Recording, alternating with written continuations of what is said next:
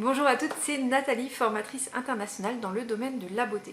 Aujourd'hui, je partage avec vous dans un cadre différent. Je suis dans mon salon.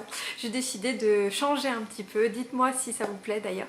Je vais vous parler de ce qui a fait, je pense, mon succès et ce qui fait surtout, ce qui c'est plus important que le mien, c'est le succès de mes élèves.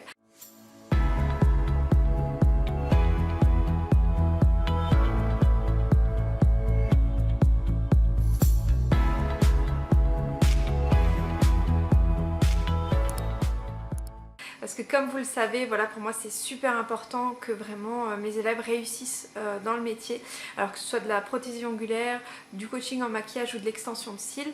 Voilà, je suis tout le temps là pour mes élèves et je pense que c'est ce qui fait ma réussite aussi. Mais là aujourd'hui je vais vous parler voilà, de la réussite de manière plus globale. En fait souvent on se dit je ne pourrais pas faire ça parce que... Et je vous ai déjà dit ça souvent dans les vidéos, mais je crois que c'est tellement important de le redire encore une fois.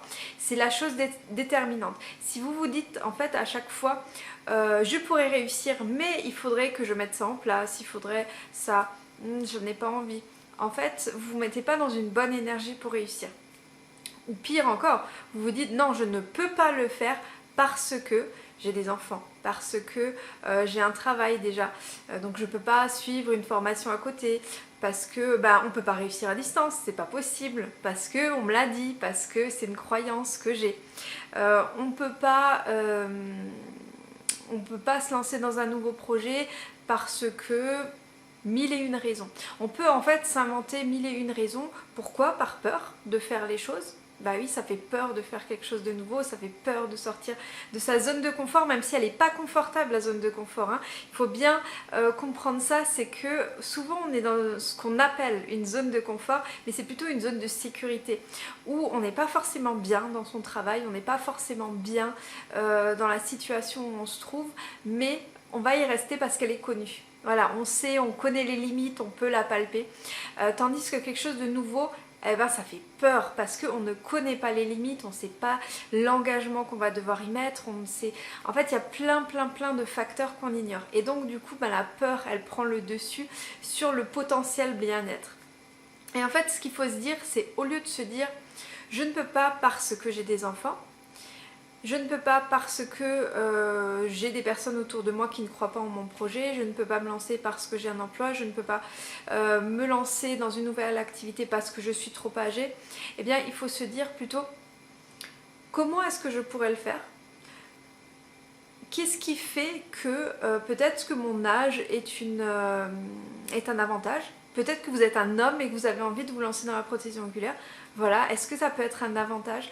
Et en fait, il faut vous mettre dans cette énergie où vous vous dites justement qu'est-ce qui va faire que je vais pouvoir apporter plus? Qu'est-ce qui va faire que je vais me sentir bien? Qu'est-ce qui va faire que... Voilà, et vous extrapolez. Vous prenez une feuille, vous écrivez un maximum. Donc déjà, c'est un peu brouillon, hein, je vous lance plein d'infos comme ça. On va un peu structurer tout ça. Donc déjà, il faut...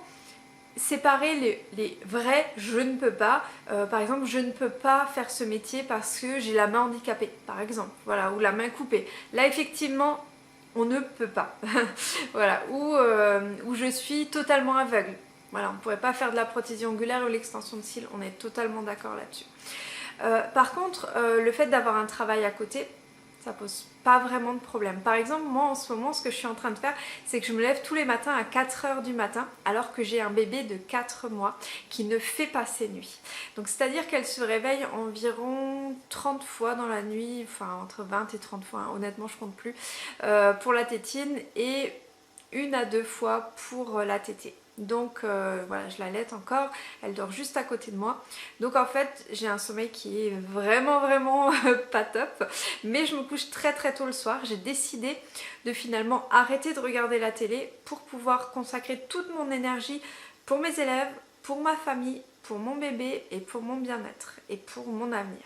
Donc c'est à dire que je me lève à 4 h du matin, la première chose que je fais, bon après avoir pris une tisane et puis être passée dans la salle de bain, je vais en fait corriger mes élèves. Je fais les évaluations, les corrections sur les groupes, je réponds à tous les messages que j'aurais pu avoir dans la soirée ou dans la nuit. Parce que oui, on m'écrit dans la nuit aussi, on m'écrit le dimanche, je corrige même le dimanche.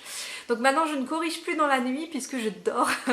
Mais avant je corrigeais jusqu'à 2 h du matin mes élèves. Maintenant voilà, j'ai décidé de me réorganiser autrement. Donc je dors plutôt tôt le soir, donc j'essaye de me coucher vers 21 h, 22 h et me lever à 4 h. 4 h c'est en général l'heure de la tétée, donc voilà, c'est plutôt pratique, je suis un peu réveillée, donc je me lève direct. Donc j'ai décidé de faire ça, pourquoi? Puisque comme ça, toute la journée, je vais pouvoir la consacrer à ma fille qui a 4 mois et à ma grande fille qui a 7 ans aujourd'hui. Et oui, donc là je vais me dépêcher de vous faire cette vidéo. Ensuite je vais lui emballer son cadeau que je n'ai pas encore emballé et je vais aller la chercher à l'école et puis on va fêter tout ça ensemble. Donc moi je m'organise comme ça. Avant je me disais je ne peux pas faire tout ça, voilà, je trouvais difficilement du temps et donc je le faisais en même temps que je m'occupais de ma fille de 4 mois. Et c'était compliqué parce que j'étais tout le temps prise entre le fait d'être une bonne maman et de m'occuper d'elle et d'être une bonne formatrice et m'occuper de mes élèves. Parce qu'en fait mes élèves c'est comme mes enfants. Donc en fait j'essaye d'être là tout de suite pour elles. S'il y a un problème en message privé, j'essaye de répondre le plus vite possible dès que je le vois. Je ne laisse pas traîner ça. Donc en fait voilà, j'essaye d'être hyper là pour tout le monde et souvent je m'oubliais un peu moi. Donc maintenant ce que ça me permet de faire, de me lever à 4 h, c'est que je peux également eh bien, reprendre le sport tout doucement, voilà, faire ce que j'ai envie de faire, des petites méditations, des choses comme ça. Et donc ça c'est le premier point. Il y avait un problème, c'est que je n'avais pas assez de temps. Ma solution ça a été de me lever plus tôt. Donc vous, il faut trouver le problème bloquant et il faut trouver la solution qui peut voilà, être mis en corrélation. Donc ça c'est déjà le premier point le plus important. Ensuite ça va être voilà, peut-être comment financer la formation, un problème basique. Eh bien vous avez maintenant la possibilité de financer cette formation avec votre compte personnel de formation. C'est-à-dire qu'en fait si vous travaillez en tant que salarié, vous ne le savez peut-être pas, mais vous cotisez pour voilà, vous cotisez et en fait vous avez droit à une certaine somme suivant ce que vous avez cotisé que vous pouvez utiliser pour les formations. Donc voilà, alors il me semble, il y a certaines élèves qui m'ont dit qu'on peut perdre certains droits en fin d'année. Donc si c'est votre cas, je sais pas, eh bien il faudra peut-être utiliser ces droits plutôt qu'ils soient perdus, donc pour vous former à un nouveau métier. Donc voilà, là encore une fois c'est une solution à un problème. Si vous n'avez pas de compte CPF puisque vous n'avez pas travaillé en tant que salarié, vous pouvez très bien aussi financer la formation en 12 fois. Et finalement financer cette formation avec vos premiers modèles, vos premières clientes. Et en fait ça va vous permettre eh bien d'autofinancer cette formation au fur et à mesure. Et donc du coup vous allez déjà commencer à gagner de l'argent malgré le fait que vous vous formez en même temps. C'est tout à fait possible.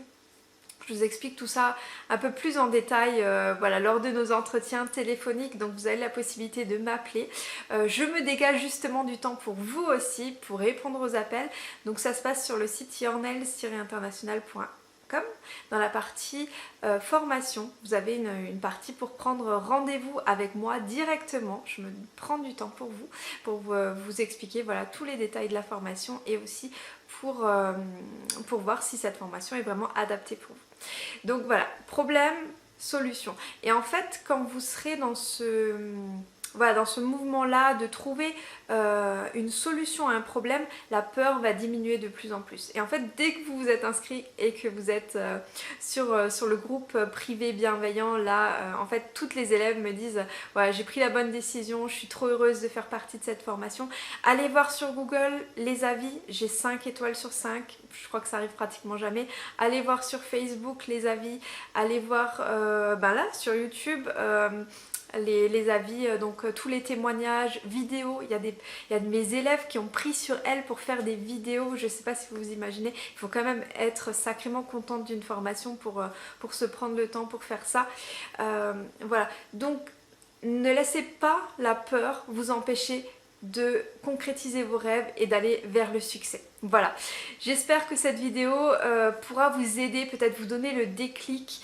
N'attendez pas une date butoir, commencez dès que vous en avez envie. Si vous sentez que c'est le bon moment pour vous maintenant, faites-le maintenant. Si vous sentez que c'est le bon moment pour vous d'ici 2-3 mois, peut-être début d'année, peut-être qu'il vous faut attendre le 1er janvier, eh bien inscrivez-vous à ce moment-là.